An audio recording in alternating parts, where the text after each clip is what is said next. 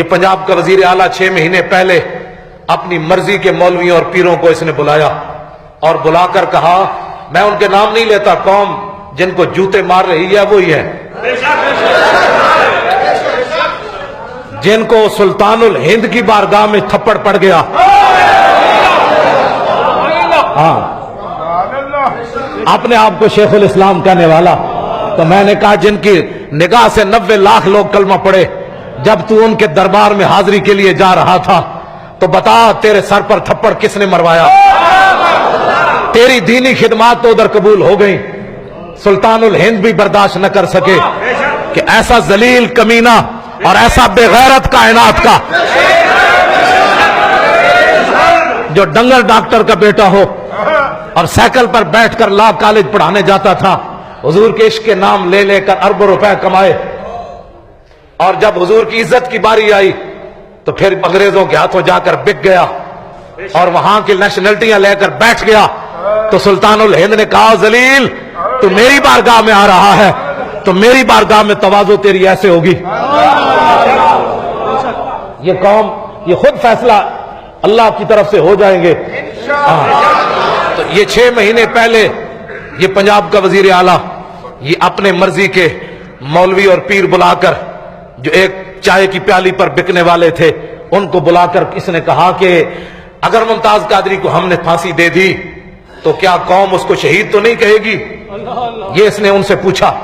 کہا کہ ان کو قوم شہید تو نہیں کہے گی اس شخص کو اگر ہم نے اس کو پھٹے چڑھا دیا؟ تو انہوں نے کہا کہ نہیں، یہ 4-5 مولوی ہیں صرف جو نام لیتے ہیں، ممتاز قادری کے ساتھ تو کوئی بھی نہیں کھڑا ہوا، قوم بھی ممتاز قادری کے ساتھ نہیں ہے، یہ 4-5 مولوی ہیں جو سستی شہرت کے لیے ممتاز قادری کا نام لیتے ہیں، اور تو قوم ہی کوئی نہیں کھڑی ان کے پاس، اس کو کون شہید کہے گا؟ اس کا تو جنازہ پڑھنے کے لیے کوئی نہیں آئے گا۔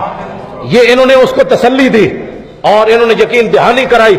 اور قوم ان کے نام سامنے آ جائیں گے جنہوں نے وہاں جا کر باتیں کی، اور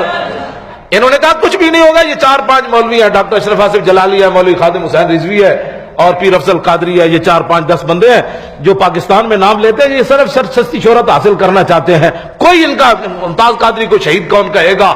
لیکن جیسے وہ بغیرت تھے، جیسے پوچھنے والا بغیرت تھا، ان کو پتہ نہیں تھا کہ یہ کچھ ہو جانا ہے، یہ کچھ ہو جانا ہے۔ پھر اب ان سے پوچھو کہ مسجد نبوی شریف میں چلو یہ ہم 4 مولوی تو صرف پاکستان میں باتیں کرتے تھے نا، یہ پاکستان میں ہم تقریریں کرتے تھے، مدینہ منورہ میں تو میں نہیں گیا، ہم تو وہاں نہیں کھڑے تھے، نہ ہم نے کسی کو وہاں سبق پڑھایا ہوا تھا۔ اب ان سے پوچھو کہ مدینہ منورہ میں جہاں سانس لینا بھی بے ادبی ہے، وہاں ممتاز قادری زندہ باد کے نعرے کس نے لگوائے؟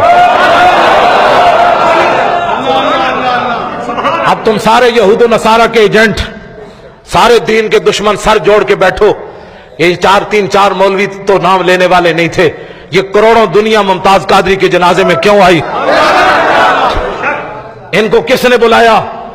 یہ 4-5 تو نہیں تھے، جس طرح تمہیں تسلی دی جاتی رہی کہ یہ 4-5 مولوی ہیں، یہ شور مچاتے ہیں، یہ تو کوئی نام اس کا لینے والا نہیں ہوگا، تم اس کو پھٹے لگا دو۔ تو اب بتاؤ ممتاز قادری کا اجمیر شریف کے اندر طاہر القادری کو تھپڑ کس نے مروایا؟ جو ممتاز قادری کو قاتل کہتا تھا، جو ممتاز قادری کو قاتل کہتا تھا، اس والی ہندوستان پہ دربار پر طاہر القادری کی پگڑی کس نے اتروائی؟ ہم تو نہیں گئے وہاں، ہم نے تو تقریر بھی وہاں نہیں کی، تو یہ سارا کچھ کس لیے ہوا کہ محمد سے وفا تو نے